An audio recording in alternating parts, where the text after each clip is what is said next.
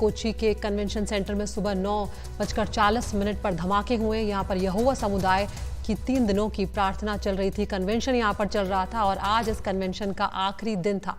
यहोवा समुदाय यहूदी परंपरा का पालन करने वाले यहूदी समर्थक हैं। इस धमाके में एक महिला की मौत हुई है, जबकि 36 लोग घायल बताए गए हैं। घायलों में 8 की हालत नाजुक बनी हुई है।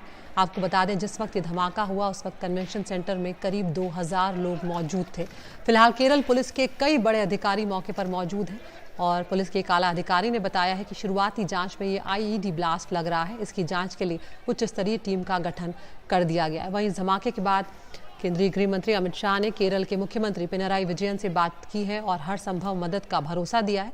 साथ ही केंद्र एनआईए और एनएसजी की टीमें भी भेज रहा है। ये दोनों एजेंसियां इस धमाके की जांच करेंगी। ये कन्वेंशन सेंटर कोची एयरपोर्ट से करीब 20 किलोमीटर दूर है और कुछ चश्मदीदों का कहना है कि उन्होंने एक के बाद कई धमाकों की आवाज सुनी है। तो यहाँ पर आपको सबसे पहले सुनवाते हैं डीजीपी का क्या कुछ कहना है और उसके बाद कन्वेंशन कमेटी के जो सदस्य हैं उनका बयान भी सुनवाएंगे।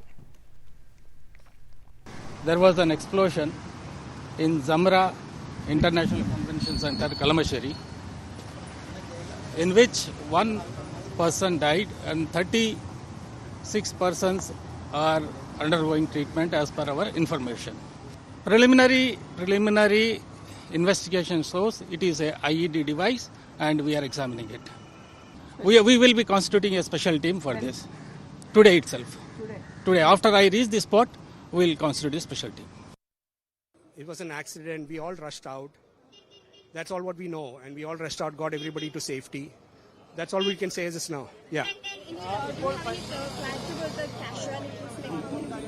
I don't know as yet. We're going in now. We're going to meet the officers, so we'll know what the situation is. Yeah, please. Thank you.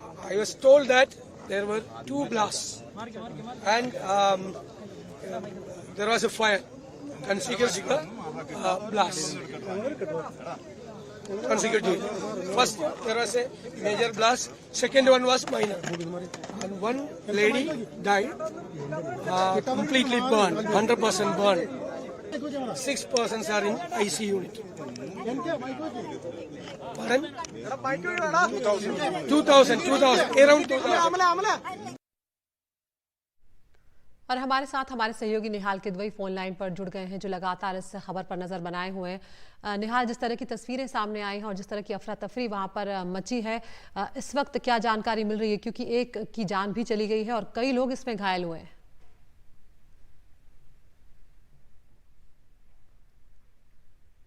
30 लोग घायल हुए हैं। इन 36 लोगों में से 8 ऐसे लोग हैं जिनकी स्थिति चिंताजनक बनी हुई है। ये क्रिटिकल है। ये 50% से ज्यादा जले हैं। जैसा कि डीजीपी ने भी बताया है कि पहला ब्लास्ट काफी तीव्र था, दूसरा ब्लास्ट उससे कम था, लेकिन इसके बाद अभी जो वहां पे जांच हो रही है उसमें एक नीले रंग की कार देखी गई है जो कन्वेंशन सेंटर से ब्लास्ट से कुछ देर पहले निकली है। तो पुलिस उसकी तफ्तीश कर रही है कि आखिर ये कार किसकी थी।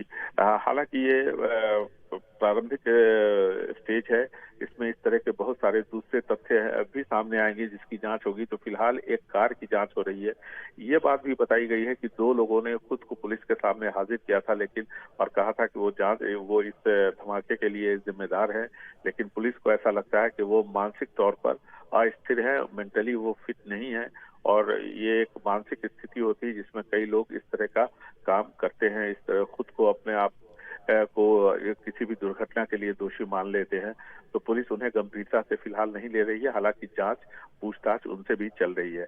लेकिन साथ साथ जो एक अहम जानकारी वो ये है कि थोड़ी देर में वहां पे एनएसजी के साथ साथ एनआईए की टीम वहां जब पहुंचेगी और फॉरेंसिक जांच जब होगी तो बहुत कुछ जानकारी इसके बारे में सामने आएगी। लेकिन केंद्रीय खुफिया विभाग की तरफ से एक अलर्ट देश भर में जारी किया गया था कि जहां कहीं भी इजराइल से जुड़ी हुई कोई बैठक होती है या कोई कार्यक्रम होता है तो वहां पर विशेष ध्यान रखने की जरूरत है।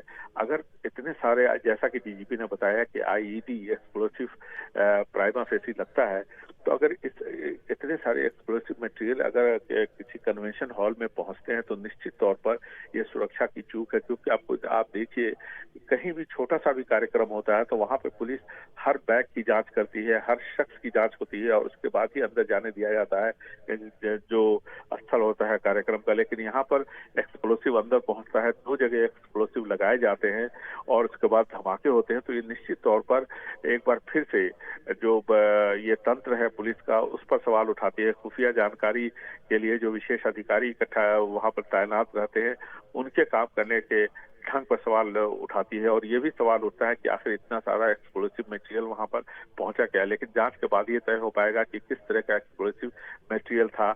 हालांकि आईईडी की बात कही जा रही है, लेकिन अभी जांच और होनी है। तो थोड़ी देर बाद जब एनएसजी और एनआईए की टीम, फॉरेंसिक टीम वहां पहुंचेगी, तब बहुत कुछ जानकारी मिल पाएगी। हालांकि राज्य पुलिस ने एक विशेष दल का गठन किया है। ये मैं बताना चाहूंगा कि ये जो बैठक पिछले 3 दिनों से चल रही थी, आज इसका आखिरी दिन था। ये यहोवा समुदाय की बैठक थी। ये पूरी तरह से खुद को न तो क्रिश्चियन मानते हैं और न ही ज्यूज मानते हैं, लेकिन ये इजराइल के समर्थन वाले लोग हैं। और 70s में इस कल्ट आप कह सकते हैं ये सामने आया था अमेरिका में, और उनके बहुत सारे लोग साउथ में आए, खास करके केरल में आकर के बस गए और वहां पर हैं। तो इनका ये कार्यक्रम हो रहा था जहां ये धमाका हुआ है।